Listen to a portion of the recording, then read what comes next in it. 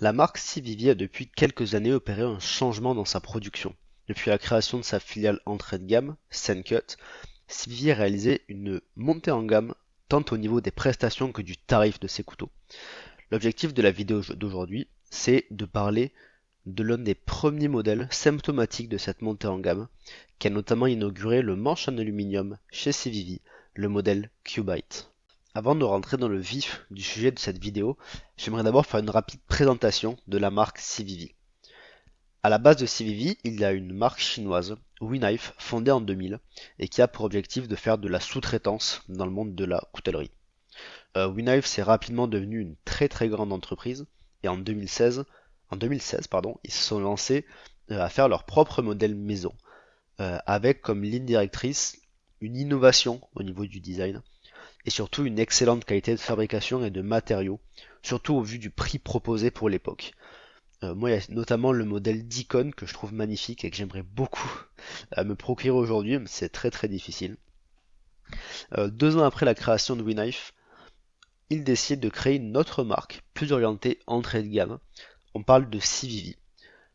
Les objectifs sont les mêmes, design innovant, grande qualité de fabrication, mais à un prix plus abordable du fait de matériaux qui sont moins haut de gamme.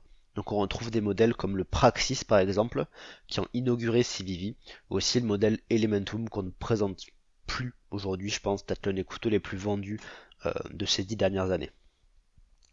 WeKnife, ils remettent le couvert 2 ans plus tard, en créant la marque encore plus entrée de gamme, entre guillemets, Sencut.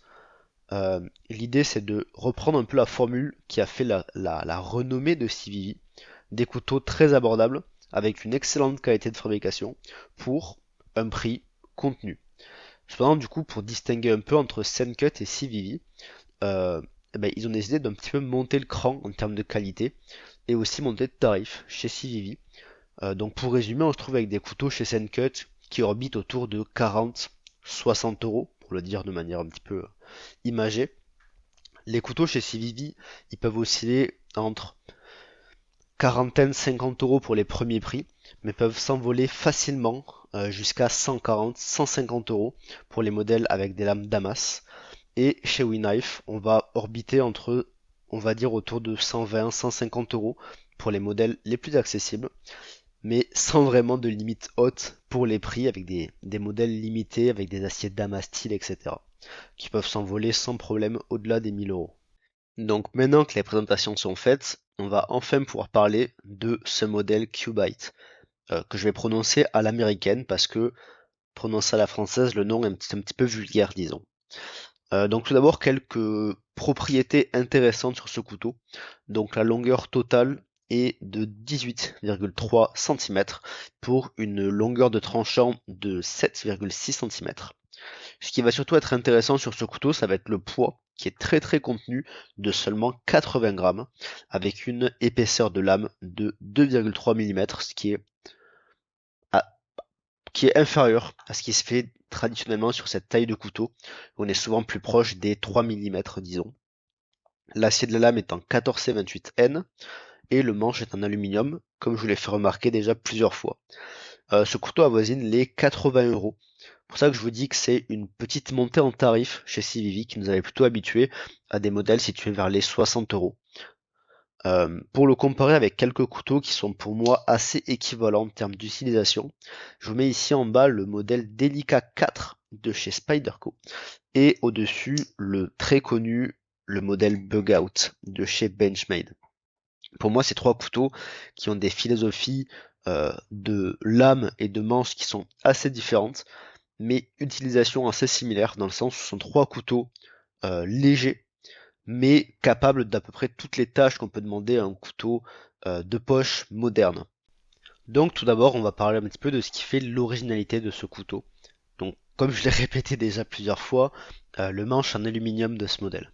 Alors déjà, on peut noter que le couteau n'est pas ajouré, comme vous pouvez difficilement le voir dans l'ombre. Je peux difficilement faire mieux, excusez-moi. Voilà, le couteau il est suffisamment léger comme ça, donc CVV a fait le choix de ne pas en plus ajourer le manche. Celui-ci il est d'ailleurs légèrement texturé, on a un peu une finition qui est sablée. C'est assez difficile à montrer à la caméra, j'espère que vous arrivez à le percevoir. Hop, on voit bien qu'ils jaunissent un petit peu pour quand je fais le focus. Vous voyez, on a un peu une texture ici qui est en fait très très agréable au toucher, même si on a quand même un manche qui est assez glissant, donc qui n'est pas hyper adapté aux tâches lourdes malgré une bonne ergonomie, même si c'est peut-être un petit peu un non-sens de parler d'ergonomie pour un couteau pliant, mais je préfère le noter. Ce modèle il existe en plusieurs finitions, plusieurs versions disons. On sait que les Chinois aiment bien faire ça avec leurs modèles. Je pense au CJRB Pyrit par exemple qui existe en environ 300 modèles différents. Donc celui-ci donc c'est la version avec une lame satin et le manche bleu un petit peu électrique. On a la même finition de lame avec un couteau, un manche rose que je trouve assez joli. On a aussi une lame avec un revêtement noir et un manche qui peut être soit noir soit rouge. Et enfin une lame damas avec un manche vert cette fois-ci. Parlons maintenant du point le plus intéressant sur ce couteau selon moi, en plus du design que je trouve personnellement très réussi, ça va être la lame de ce couteau. Donc cette lame, comme je viens juste de vous le dire, a une finition qui va être satinée, très légèrement satinée. J'espère que vous arrivez à le voir ici. Donc on a pas mal de taches, un petit peu d'espèce de patine due à une utilisation du couteau. Et donc on voit une très très très légère finition satinée. J'espère que vous arrivez à le voir. Qui est assez jolie, même si elle prend pas mal les traces de doigts ou les traces d'aliments en fait. Ce qui est intéressant sur cette forme de lame, c'est premièrement sa forme, donc une forme un petit peu leaf shape, pour dire un terme anglophone. Ça veut dire simplement en forme de feuille en français. Car on a ici le dos de la lame et le tranchant qui vont se rejoindre un petit peu en symétrie vers une pointe qui va être très très fine. Ce type de lame fait beaucoup penser à des lames Spyderco comme ici celle du Chaparral en forme de feuille. Donc Spyderco sont assez connus pour ce type de forme. On a aussi le modèle Manix, plus gros bien sûr, mais avec un petit peu la même idée de lame. C'est une lame personnellement que je trouve très très intéressante d'un point de vue esthétique, un peu moins niveau pratique, donc c'est pas mal pour couper sur une planche, mais des fois il manque un petit peu cette partie plate qu'on va avoir sur les lames plus traditionnelles, les lames drop point, où on voit ici une partie plate, alors que sur ce modèle Cubite on va être tout en courbure ici. Ce qui est parfois plus compliqué pour les tâches d'épluchage en fait. Voilà, c'est mon avis en tout cas. Deux points intéressants, c'est qu'on a ici une présence de Sumstud pardon, et de Finger Choil qui sont assez petits tous les deux. Donc le Finger Choil en fait il n'est pas vraiment utilisable. Parce que vous voyez que même moi qui ai des mains assez petites, en fait je peux pas l'utiliser sans que ma peau aille sur le tranchant. Et donc pour ce qui est des Sumstud, ils sont assez petites mais assez pratiques. Et ont surtout le bon goût d'être assez reculés par rapport au tranchant. Et donc quand on coupe, on va pas avoir ces petits quillons qui vont bloquer le passage de la nourriture, donc c'est plutôt bien vu. Ce qui va être vraiment super avec cette lame, excusez-moi, ça va être sa géométrie. Comme je l'ai dit en introduction, on a une épaisseur de lame qui est extrêmement fine et couplée avec une hauteur de lame qui est assez importante et une émouture plate sur toute la hauteur de la lame. En fait, on arrive à un tranchant qui est extrêmement fin. Alors bien sûr, c'est très difficile à montrer à la caméra, mais en fait, on a très peu de matière derrière le tranchant. Et donc ça permet une capacité de coupe qui est vraiment très bonne sur ce couteau. Un autre point que j'aime beaucoup, ça va être l'acier utilisé. Donc le 14C28N. Alors sur les CVV, les nouveaux, il faut aller chercher l'acier. Hop, vous le voyez très légèrement. Hop, excusez-moi. Ici, vous voyez un petit gribouillis. C'est pas de la saleté, c'est le nom de l'acier. Alors, il est en plus sale, mais c'est le nom de l'acier.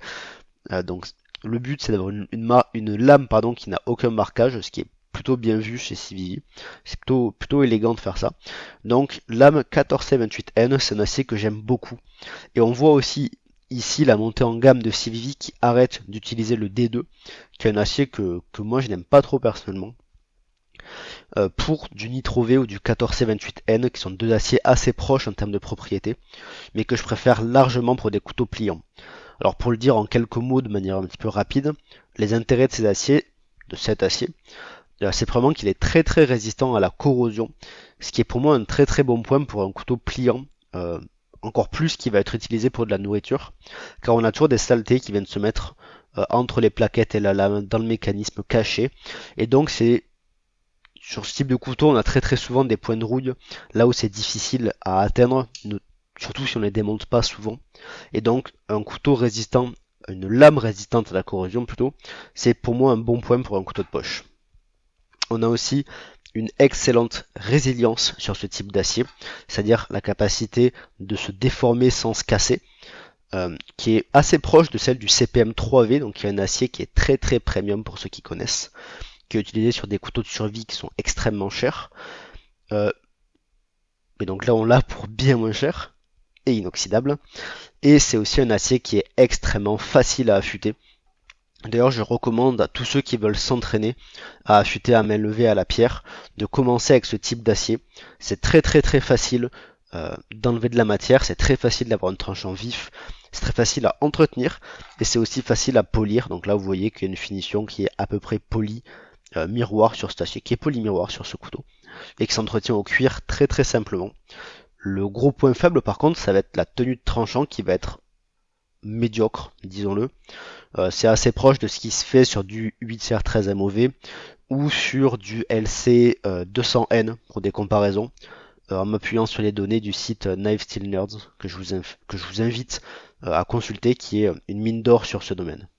Ce couteau il présente plusieurs gadgets. Alors, gadget c'est un grand mot, mais plusieurs caractéristiques qui sont assez originales. La première, c'est ce décapsuleur qui est intégré à la lame en position fermée. C'est un truc que j'avais jamais vu, mais que je trouve assez marrant. Même si je trouve ça assez moche, parce qu'on a un design qui est quand même des lignes assez épurées. Et donc de voir ce petit truc en position fermée, je trouve ça assez dommage. Quoique pratique pour ceux qui aiment bien boire une bière ou soda ou qu'importe. Moi j'utilise pas vraiment. D'autant que je me dis qu'avec l'aluminium, est-ce que ça va pas l'abîmer de décapsuler là-dessus? Je ne sais pas. Si certains utilisent ce couteau et ont déjà utilisé ce décapsuleur, je serais curieux d'avoir leur retour là-dessus. Est-ce que c'est pratique ou non? Moi je trouve ça un petit peu gadget et gâcher un design. Un truc par contre, un autre, j'appelle ça gadget, mais pour beaucoup c'est un truc important, c'est que ce couteau a un clip poche deep carry, c'est-à-dire que lorsqu'on enfonce le clip dans la poche, on peut aller quasiment jusqu'au bout du couteau. Alors on a un petit bout qui dépasse, ce qui est pas négligeable quand on a des couleurs aussi flashy que celle-ci. Et on a un clip qui est ambidextre parce qu'on a ici un trou pour pouvoir le mettre de l'autre côté. Alors deux petites critiques sur une critique sur ce clip, c'est que le côté où on n'a pas le clip, c'est assez moche d'avoir ce trou ici qui est vaguement usiné. Par contre, deux points assez agréables, c'est vraiment que le clip a une finition qui est un petit peu mat, qui est très très jolie. Et on a ici l'endroit qui est vissé, qui permet de visser le clip aux plaquettes, qui est fondu dans les plaquettes, donc c'est plus facile de rentrer le clip dans la poche. On n'a pas cette partie la métallique qui est vissée, qui va sortir et qui peut des fois accrocher. Donc le clip est plutôt bien construit. Par contre, d'avoir le petit trou ici, je suis pas hyper fan, même si pour les gauchers, évidemment, ne seront pas du même avis que moi. Parlons enfin du mécanisme de verrouillage de ce couteau, qui est donc un button lock, mécanisme qui est plutôt à la mode, je pense qu'on peut le dire, on le voit intensément chez pas mal de marques chinoises, notamment CJRB pour ne citer personne. Selon moi, c'est quand même malgré tout un très très bon mécanisme. Déjà parce que c'est extrêmement fun à utiliser. Alors je vais avoir un peu de mal à manipuler le couteau de par mon setup caméra. Mais comme la lame est montée sur une moabi céramique, on a un couteau qui est hyper fluide. Et du coup, c'est vrai que c'est hyper simple à utiliser, même sans les thumb studs. Ça marche extrêmement bien. Je vais pas citer, mais la lame sur ce modèle n'est pas parfaitement centrée. Par contre, j'ai aucun jeu et une fluidité qui est excellente, simplement. Ce qui est cool pour moi avec ce lock, et ce qui fait que c'est un bon mécanisme pour un couteau de poche, c'est déjà c'est facile à utiliser, même pour ceux qui sont pas forcément habitués à manipuler les couteaux, on peut s'en servir à deux mains, c'est quand même un lock qui est facile à utiliser. Et surtout c'est un lock qui est sûr en fait, parce que on va pas avoir les doigts qui vont se mettre sur le passage de la lame quand on va fermer le couteau, contrairement à un liner lock où on va souvent avoir le pouce qui est comme ça, et ça arrive très très souvent d'avoir un petit effet guillotine et de se couper juste sous l'ongle. Donc voilà, c'est un lock qui est sûr, facile à utiliser, fun. Alors c'est sûr que pour des tâches lourdes, c'est pas le plus adapté parce que pas le plus résistant. On a facilement de la saleté qui peut se mettre sur cette pièce ici en mouvement. Donc c'est pas parfait. Mais par contre, pour un couteau de poche qui sert simplement pour la cuisine, je pense que c'est excellent. Je me permets de faire quand même un retour d'expérience sur ce lock, sur ce modèle, car lorsque j'ai reçu la première fois ce couteau, j'avais un lock qui accrochait énormément et qui raclait quand j'appuyais dessus, c'est-à-dire qu'il était coincé, il fallait que j'appuie extrêmement fort pour le débloquer, et quand j'appuyais, ça raclait sur le bord de la plaquette, je suppose. J'ai du coup renvoyé ce couteau, et celui qu'on m'a renvoyé avait exactement le même problème. Et j'ai dû en fait appuyer comme un débile pendant 3 semaines sur ce lock pour que finalement j'ai quelque chose de fluide. C'était pas du tout le cas sur le modèle Chevalier de la même marque qui a aussi ce même système. Et j'ai pas du tout le souci sur le CJRB Pyrite que je possède. Donc dites-moi si jamais vous avez eu ce problème sur un modèle de la marque ou d'une autre marque. Ça m'intéresse d'avoir ce type de retour d'expérience et c'est un peu le but de cette chaîne de pouvoir partager ce genre d'informations. Donc voilà, moi j'ai eu le problème sur au moins 2 modèles sur ce Cubite. Donc peut-être un problème de fabrication à plus grande échelle ou peut-être de la malchance, va savoir. Pour conclure sur cette vidéo sur le CVV Cubite, pour moi c'est un excellent couteau de poche, c'est pour ça que je l'ai appelé. On a un design qui n'est pas trop agressif, dans un couteau léger, relativement compact mais très capable, avec une géométrie de lame et un acier que j'aime particulièrement pour la cuisine, ce qui est ce pourquoi j'utilise principalement mes couteaux. Comme je l'ai dit, c'est un couteau qui est limité pour les tâches lourdes parce que c'est pas ce qu'on lui demande. Pour ça, il y a une alternative qui est le modèle Altus, qui est sorti en même temps que ce modèle Cubite et qui a aussi un manche en aluminium et qui est un petit peu plus costaud. C'est un couteau qui vaut 80 € et je pense que c'est un prix plutôt raisonnable quand on le compare notamment au CJRB Pyrite, qui est un modèle qui est aussi très populaire et qui présente quelques similitudes avec ce Cubite, mais qui a un acier RPM9 qui, je pense, est un petit peu moins bon que le 14C28N, en tout cas pour le type d'utilisation de ce couteau. Manche en aluminium, alors que sur le CJRB Pyrite on a un manche en acier, un couteau qui est plus lourd. Après c'est une histoire de préférence, vous me direz, mais je pense que on s'y retrouve en termes de qualité, de feeling, d'utilisation. Voilà, 60 € pour le Pyrite, 80 € pour ce Cubite. Je trouve pas que le prix soit abusé. Si le design vous intéresse, allez-y, il n'y aura pas de souci. Je suis intéressé quand même par avoir votre retour sur le lock. Si jamais vous avez le même problème que moi, ça peut être intéressant d'avoir ce type de retour. Et je vous remercie de m'avoir écouté. C'était la première vidéo sur cette chaîne. J'espère pas la dernière. Je me doute qu'il doit y avoir beaucoup de défauts parce que c'est beaucoup plus difficile de faire une vidéo que d'être spectateur. Je m'en rends compte, je me rends compte maintenant. Je vais vous demander, à vous qui avez regardé cette vidéo, de me laisser votre avis, quelques remarques, des conseils, des suggestions dans la barre des commentaires pour que je puisse m'améliorer. Je vais en tout cas travailler pour. J'ai aussi créé donc une page Facebook et une page Instagram à laquelle je vous invite à vous abonner afin de pouvoir discuter avec moi plus facilement et pouvoir suivre un petit peu mes achats, mes retours d'expérience sur certains couteaux, ou discuter, voilà, simplement. Voilà, je vous remercie pour votre attention et je vous dis à la prochaine. Bye.